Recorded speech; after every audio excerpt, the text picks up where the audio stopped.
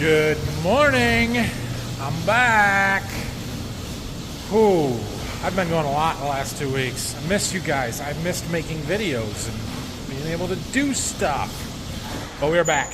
We've got some crop scouting to do today.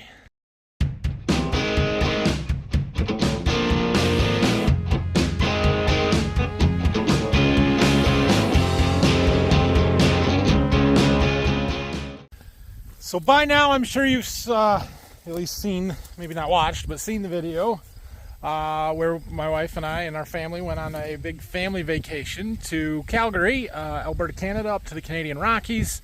Saw some really cool stuff up there. Then we got home last week, spent 3 days here, made some videos for you guys, and I rather abruptly left again. My wife and I were fortunate enough to be invited on the Golden Harvest Alaskan cruise. Yeah, so we flew to Seattle last Friday, got on a boat, the Celebrity Solstice, and cruised up the interior passage of Alaska there to Ketchikan, Juneau, Skagway, back down, stopped in Victoria, British Columbia, and then back to Seattle yesterday and got home late last night. That one was a rewards trip, I guess I'll call it, through Golden Harvest for the seed that we bought, for the work that I do through my seed dealership, and they chartered the entire boat. The whole entire ship was Golden Harvest customers, dealers, and employees, and it was a really cool experience. So thank you to them for inviting me along. I'll probably throw a few pictures, video clips from that trip at the end of this one. I don't have enough to make a whole video like I did the Canada trip, and you guys don't care anyway. But yeah, that was really good. However, we are home now, relatively for good. I do have a meeting next week that I might miss a day or two for, but we've got stuff to do. What I'm really interested in right now is how far along is our corn? Do we have any disease coming in, specifically tar spots? And we've got some additional foliar products that we're going to put on at the R3, 4, 5 time frame for corn, and I need to know where we're at growth stage wise. So we're going to start right here. We are just right back. Our farm is right across this field. This is some of my very best stuff, Corn Growers Entry, and this is where we're going to start and see what we got. We'll pull in a couple of ears and take a look. So we did catch some rain while I was gone. When we were in Canada, we had like 3.5 inches or something like that right before that plow day. I remember seeing another 1.3 on the gauge one day when I was in Alaska, but I didn't have very good cell service there, so we'll see. Notice a lot of weed seeds. We're just about a dozen rows in off of the filter strip over there, and that stuff's all blowing in off of that. So this corn is pretty healthy all the way down. We're still nice and green. I like seeing that. What do we got up top? Any leaf diseases? Anything at all? I haven't really looked yet. Let me check. Well, for the most part, I really like what I see. The worst of what we have is some gray leaf spot. This stuff here, these spots, that's gray leaf spot. I don't see any northern corn leaf blight. Maybe one starting right there, but that's got a long ways to go. And I don't see any tar spot right here. We're going to look pretty heavily for tar spot around. I know that it is being confirmed in more and more counties right in our area, and including where we farm. So it is here. We just got to see how severe it's going to be. Hope that our fungicides are going to hold it off. So, all right, let me pull a couple of ears. We'll take them out and do a little growth staging here. Well, those are not too bad ears. I would call that milk stage. We'll break one apart and look a little bit, but it's like sweet corn stage. This is when you would eat it if it was sweet corn. It is not. It won't taste good. Pollination is decent. You can see we've got some, it's not really tip back. Those never pollinated. They're not aborted kernels. They're non-pollinated kernels. Just ran out of pollen, or for whatever reason, didn't quite get out there to the tip, but that's okay. I didn't count these yet, but they don't look like too bad ears. Let's count the rows and kernels and do a little rough calculation. Consistent. So both of those ears, which they were not side by side, they were from a couple rows apart. Both 18 around. One was 37, one was 38 long, which is not the longest ears in the world, but that'll work. Do the math on that. I think I figured 28,000 population, which we may have more than that. We should have more than that here, but that figures up, depending on your kernels per bushel, to somewhere between 210 and 250. we'll take that. This is the best spot, you know, right? The field's not going to average that, but hey, we're going to have some decent corn. Let's go see what else we can find. Dad's been working back here in the corner getting ready for a tiling project. We're going to go find him. I haven't seen him since I've been home yet. Looks like Dad had enough looking at the crappy corn. Now there's a wet spot there that we're going to fix when we tile this field. So he got some crappy corn out of the way. Wasn't growing very good there anyway. He's down here with the backhoe. See, our clover catch is pretty good. We'll go look at our double crop beans sometime. I don't know if we'll make it there today or not, but we will go and do that. Oh yeah, more here. Well, all kinds of stuff happening since I've been gone. We'll talk about some of it later, but let's show you what Dad's doing here. So over there used to be our burn pile, but we need a tile to go from down there up into those ends where he mowed the corn off to drain it better. He's peeling the trees back along these edges, giving us a buffer from the field to keep the trees away from it. Got a burn pile here, some fence. Yeah. He made a little clearing. He said he got this stump out, but he can't move it now. It's too big, too heavy. Looks great. Couple of logs. A good deal. Kind of looks like we might get a little rain.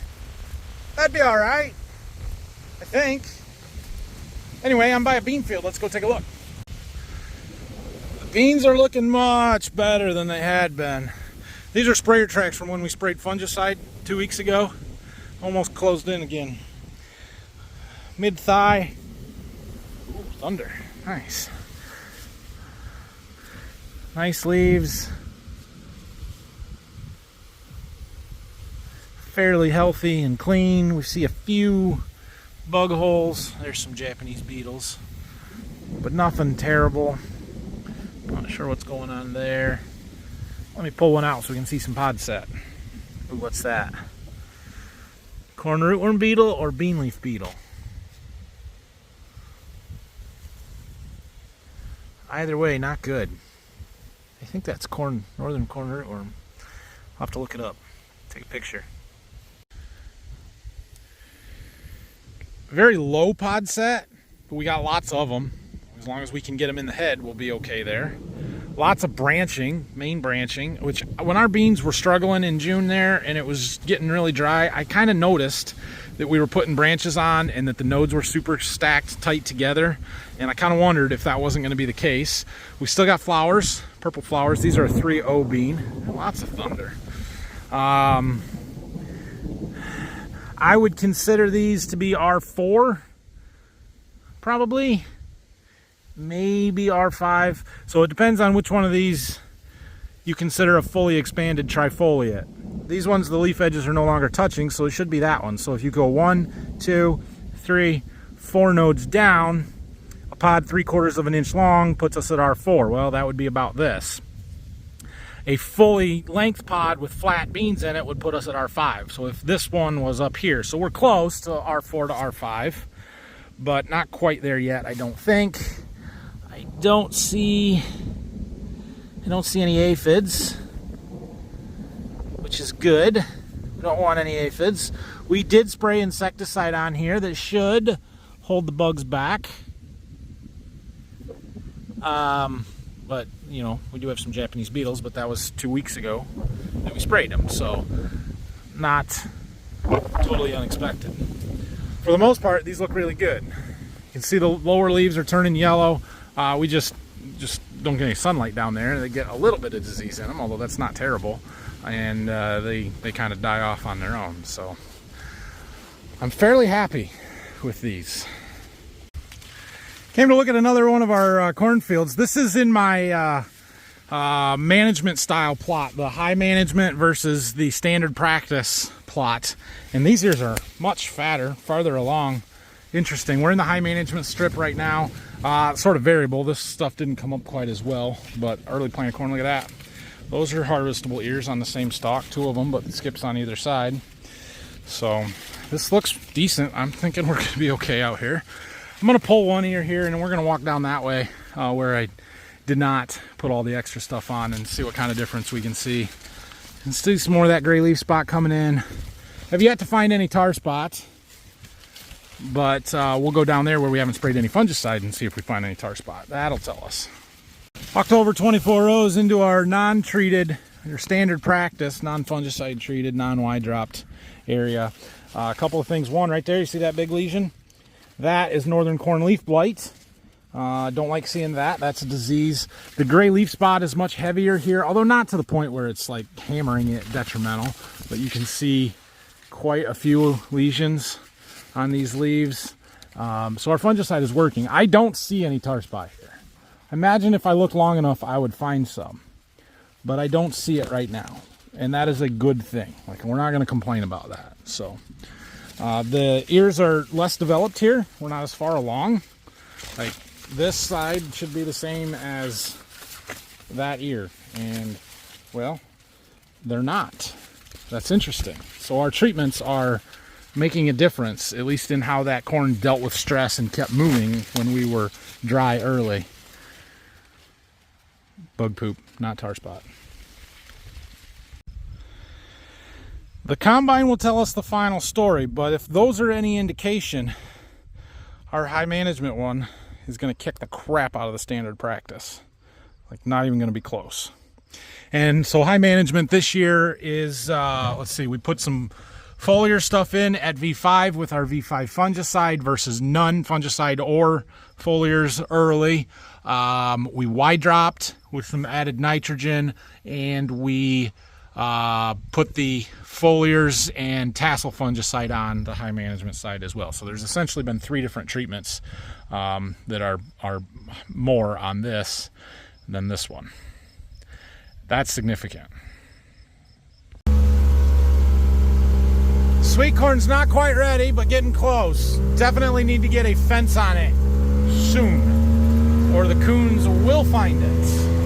Second planting, third planting's not doing so great. But hey, there's some there. One of the goals for the week, or maybe even the day, is to get plot signs up on the beans. The bean plot beans don't look the best. They're not the greatest. But we're going to have a field day. We got to get signs on them. So, here's what it is. It'll be fine. Well, I thought I needed to stick close to the farm because it was going to get stormed on, but it's pretty well gone and it was a non-event. So let's head north and go. I want to go look at my really good beans, my 30-inch road yield contest beans. Oh, look, it's our sinkhole that Brock found the other day. I was going to say the county came and put cones in it, but I'm pretty sure those are our cones that Brock put in there.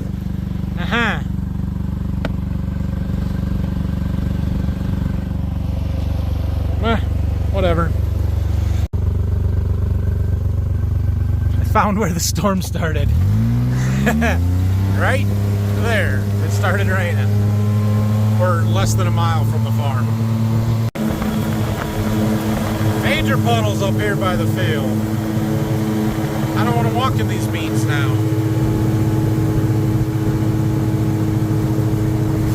Wait, well, the rain's got to be good for them. Those are 30-inch rows, believe it or not. Can't see the rows at all. They look fantastic. We might just grab one off the edge because I really don't want to walk out there. Pretty good looking beans. They got a really long root to come out of the ground there. I would consider these R5, which is surprising because these are a 3-3 bean. Those are the fullest season ones we planted this year, but they were planted the 15th, I think, of April. So, yeah, those are going to be really good beans. Pretty darn good. And I know some of you really like the irrigation. This is the field that we could have irrigated. Not the one we did, but the one we did corn in last year. But I am pretty excited to not have to do any of that. That right there, you may be wondering, that is a pile of chicken litter. That is the fertilizer that we are going to put on this field after we harvest the beans. They brought it in and piled it in the summer because that's when they have truck drivers. So they'll come spread later, but Here's our nice new road that's still closed after 2 months, 3 months. 2 months after they finished it anyway. Anybody else feel like the ground is moving? Like you're on a boat? Kind of feels like that to me today. Anyway, I'd say our crop's in pretty good shape. Like there's some spots that aren't so perfect, but from what we came from in June when we were as dry as we are to where we are now, we recovered pretty well. Like I'm getting more excited about it, so that is good. All right, well, I've decided that this afternoon is a good time to put up plot signs on the soybeans. So we're going to dig through here and see which ones of these are still good and which ones I need to put the new signs together on. So somewhere, these ones over here, I think. I have the ones from last year that we should be able to reuse most of those. The hard part of this is sorting through to find my stakes. I just found this one. It's right there, and it's got stuff written on it. This is the first of the starter trials, fertilizer stuff. So that one's the last of the variety trials, and I got 3 of them I found. I'm gonna drag some more signs out here and try and get them all laid out, and then we'll get posts. My goodness, this variety here, 3192 XF, so extend flex, but these are absolute trees. Look at the size of the stems on these things. Almost as big as my thumb. Those are huge. Trees! I tell you, trees. That one looks really good. Tall, big variety, impressive. Huh, okay, we got them all laid out. That was the easy part. It is a little hot and muggy out here today. That's what happens when the storms blow through and then the sun comes out. It's hot and humid. Also could have something to do with the fact that I'm used to cooler temperatures the last couple of weeks. I did miss the highest temperatures in the heat of summer though, which was kind of nice. I'll quit complaining now and go get my signposts and do my job. Thanks for listening though. Finished! 15 entries. Can't see most of them from the road because, well, they're behind the seed warehouse. But hey, when my customers come for a plot day, we'll walk back here and they'll be able to tell what they are. And it looks nice. So I may need to move some of the riders, the sign riders on the bottom, the black part there that says Gold Series, XL Seeds. Not all of our beans are considered Gold Series, but I couldn't tell you which ones off the top of my head are or are not. So I'll have to look through a product guide, and we'll take the Gold Series signs off if they're not, put an XL Seed sign on if I don't have a Gold Series sign on. Yeah. Now, if I was a really good seed dealer that cared more than I do, I would put the rest of these signs up on our fields, on my customer fields, on everybody's stuff, anywhere that I could. But I'm not, and I won't, because 1, it's the middle of August. 2, I am unlikely to take the time to go back and collect them all. And the last thing I'm going to do is put signs up on my customers' fields and not collect them. Like, I hate it when people do that. So I'm not going to do that. I'm looking for something. What am I looking for? Seed guide. And, yeah, I should put up more signs, but it's unlikely to happen. Must be in the office. Somewhere I got new product guides for next year, but I don't know where they're at right off the top of my head. All right. 5 o'clock on Saturday. I'm going home. Thanks for watching today. No video tomorrow, but you will want to come back on Tuesday's video from Monday. We got some real exciting stuff coming Monday morning. So we'll leave it at that for today. I wonder when Brock's coming next week. I have no idea. We'll figure that out too. We got lots of stuff going on, so we're back. It's good to be back. All right, yeah, we'll roll a few vacation clips here from this last trip. I'll probably narrate it. Probably. Who knows? See you guys next week. Last Friday, my wife and I flew to Seattle, Washington. That's Mount Rainier in the background. To get on a boat, the Celebrity Solstice, for the Golden Harvest Golden Frontier Cruise. Huge thank you to Golden Harvest. This is our first port. We stopped in Ketchikan, Alaska. It's a temperate rainforest there. They get a lot of rain. Interesting thing is that they are the salmon capital of the world, and the salmon were swimming upstream going to spawn, so we got to see a lot of that. Had a really cool excursion there. We've got to go drive these UTVs, do a little trail riding. There was an overlook over a kind of inland channel on the ocean that we were seeing here. Kept going down the trail, eventually led up to a Lake Mahoney, I think it was called. There's a waterfall there, and it was cool. So back on the boat, the next morning we sailed the Endicott Arm, which is kind of a channel coming off the ocean that leads back into the Dawes Glacier. Very, very beautiful scenery. A little unnerving floating through the river or the ocean with chunks of ice everywhere. We've heard that story before, but all was good, and it was worth it to get in there and see this glacier.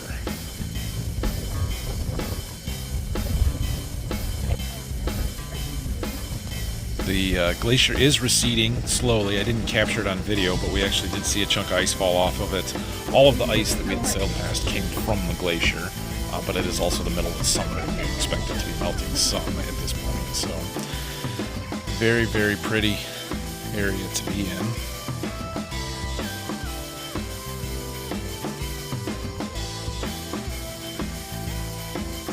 And then we were sailing into Juneau later that afternoon. We got to see this float plane take off, which we were very excited about because our excursion from Juneau was a float plane tour of the 5 glaciers. And so we kind of sat down and watched it take off here. I don't remember exactly what time we got into port, but our excursion was set to be at 4 o'clock. And so at 3:30 we went, got all lined up.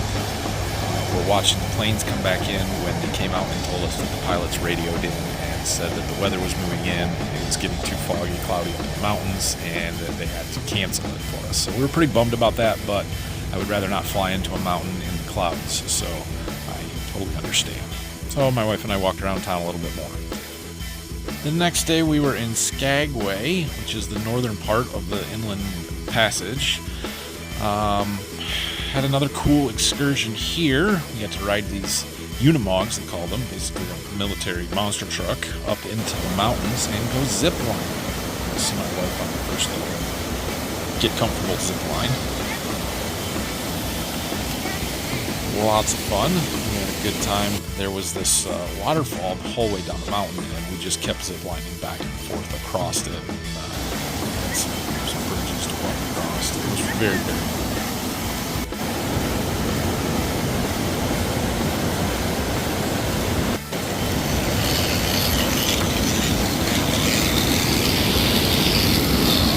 Oh, this is cool.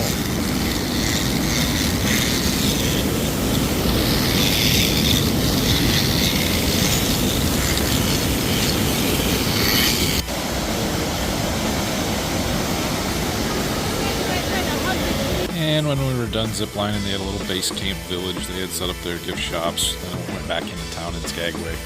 Walked around some of the shops and stuff there. These towns are all very busy. The cruise industry, there's at least 4 boats almost everywhere we went. So very, very busy. Leaving Skagway, you can see the line with the freshwater versus seawater. Had dinner on the boat the next day at sea. This was prop wash, I guess you would call it, coming out the back of the boat when we were at dinner the one night. We did see a little bit of wildlife, mostly the morning of the last full day on the boat. There was a pot of orcas out there, whales. We saw a few off and on throughout the day, but you had to really be paying attention. None of them were super close that we saw.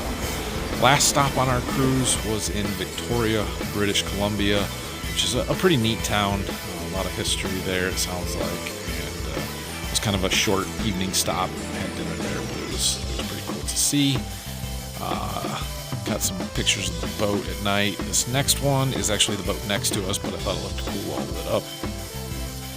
And then we were back to Seattle the next morning to head home. So huge thank you to Golden Harvest for allowing us to go on this trip. Very, very much appreciate it.